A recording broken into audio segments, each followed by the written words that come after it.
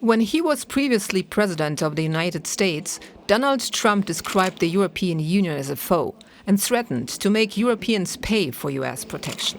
Now his America First policy could once again reshape transatlantic relations. For many European politicians, the possibility of Donald Trump's return to the White House is a nightmare scenario, even though they don't like to speak about it in front of a camera. Surely you're not inviting me to interfere in the internal affairs of our biggest ally. It's the people in America who have the right to choose their president. In private, however, one diplomat described the atmosphere to us as a mixture of desperation and resignation. And it seems pretty clear that behind closed doors, officials in European capitals are working on contingency plans should there be a second Donald Trump presidency. I'm sure that there are contingency plans. They're not going to wait until the last moment. The advantage that they have is Trump is not anymore, unlike what was the case in 2016, 2017, is not an unknown person anymore.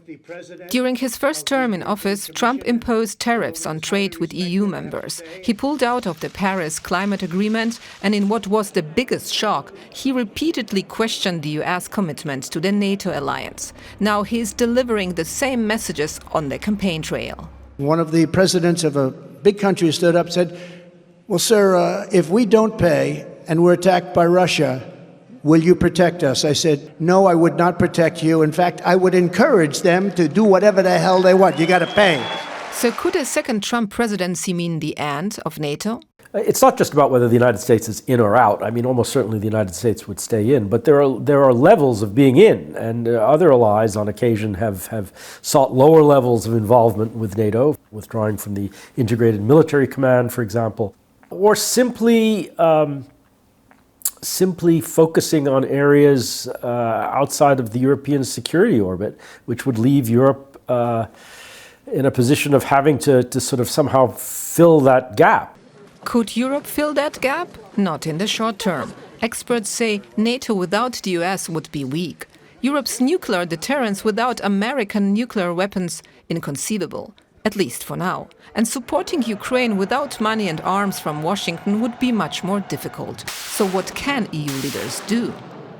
No matter what will happen in the US, Europe has to be able to do more on our own and in cooperation with our allies. This is a wake-up call for everybody in Europe to do more for European own defense. Doing more for European security could help, but it will take time for countries to be able to do that.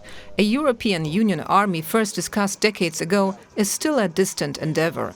And in the meantime? If one looks at the experience of the Trump administration that we had, clearly he views the world not just through nation states, but through individual leaderships, individual leaders, I can say. Not so much alliances, not so much agreements, sometimes not even states, but individuals. And so those individual relationships matter.